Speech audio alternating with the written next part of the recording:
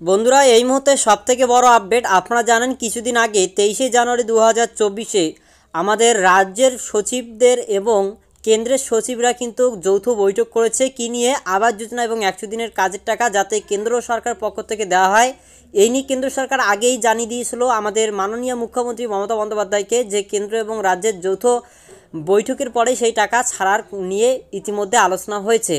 তো এই মুহূর্তে ফের তীব্র ইতিমধ্যে আন্দোলনের কথা ঘোষণা করেই 7 দিনের মধ্যে সময়সীমা বেঁধে দিল মুখ্যমন্ত্রী মমতা বন্দ্যোপাধ্যায়। এই নিয়ে কি আপডেট রয়েছে বিস্তারিত জানতে ভিডিওটি প্রথম থেকে শেষ দেখুন, তাহলেই কিন্তু আপনারা বুঝতে পারবেন।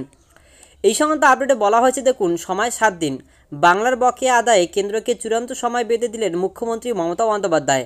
ক্ষুব্ধ মুখ্যমন্ত্রীর স্পষ্ট কথা, বারবার কেন্দ্রের কাছে আবেদন করা হচ্ছে, বিভিন্ন পর্যায়ে বৈঠক করা হচ্ছে, কিন্তু বকেয়া বঞ্চনা চলছেই। 7 দিন সময় দেওয়া হবে। এই সময়ের মধ্যে বকেয়া না মেটালে লাগাতার তীব্র আন্দোলনে নামবে তৃণমূল কংগ্রেস। শুক্রবার রাজভবনে সাধারণতন্ত্র দিবসে চা চক্র অনুষ্ঠানে দাঁড়িয়ে সাংবাদিকদের একথা ঘোষণা করেন মুখ্যমন্ত্রী মমতা বন্দ্যোপাধ্যায়। মুখ্যমন্ত্রী এদিন স্পষ্টভাবে বুঝিয়ে দিয়েছেন, আর অপেক্ষা নয়, বাংলার হকের টাকা দাবিতে এবার তৃণমূল কংগ্রেস আরও বড় আন্দোলন কর্মসূচি নিতে চলেছে। শুক্রবার বিকেল 4:30 রাজভবনে আসেন মুখ্যমন্ত্রী। বিভিন্ন রাজনীতিবিদ থেকে শিল্পী ও সংস্কৃতি জগতের তারকারা ছিলেন, তাদের সঙ্গে সৌজন্য বিনিময় চলে। সাংবাদিকদের মুখোমুখি বলেন, মেট্রো রেলের জন্য দক্ষিণেশ্বর স্কাই ওয়াক ভাঙতে চাইছে, এটা আমরা কিছুতেই হতে দেব না। বহু কষ্ট করে, বহু অর্থ ব্যয় করে এবং রেলের সঙ্গে আলোচনা করেই স্কাই ওয়াক তৈরি হয়েছে।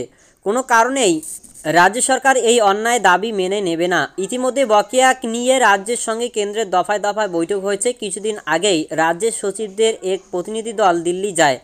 কেন্দ্রীয় সরকারের প্রতিনিধিদের সঙ্গে বৈঠক করেন ছিলেন প্রধানমন্ত্রী দপ্তরের সচিবরাও। রাজ্যের থেকে যে সমস্ত ব্যাখ্যা চাওয়া হয়েছিল তা কেন্দ্রকে জানানো হয়েছে। তা সত্ত্বেও কেন্দ্র বকেয়া টাকা ছাড়েনি। এই অবস্থায় দাঁড়িয়েই ক্ষুব্ধ মুখ্যমন্ত্রী চরম হুঁশিয়ারি দিলেন কেন্দ্রকে।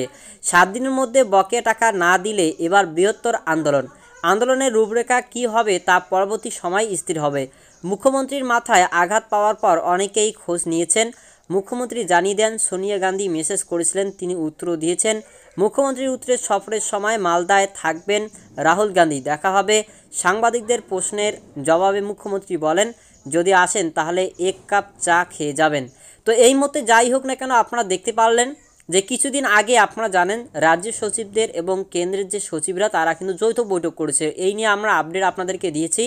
তো তারপরও কিন্তু কোনো রকমের টাকা ছাড়া হয়নি। আবাস যোজনা, 100 দিনের কাজ, গ্রামীণ সড়ক যোজনা, আরও বিভিন্ন প্রকল্পের টাকা।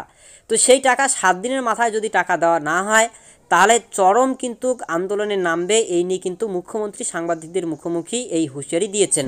তো যাই হোক, এটাই আপনাদেরকে আপডেট দেওয়া ছিল। এই নিয়ে পরবর্তী 7 দিনের পরে কি আপডেট আসে বা এর মাঝখানে কি আপডেট আসে, পরবর্তী আপডেট পাওয়ার জন্য চ্যানেল এবং পেজে নতুন হয়ে থাকলে ফলো করে রাখুন পরবর্তী নেক্সট আপডেট পাওয়ার জন্য।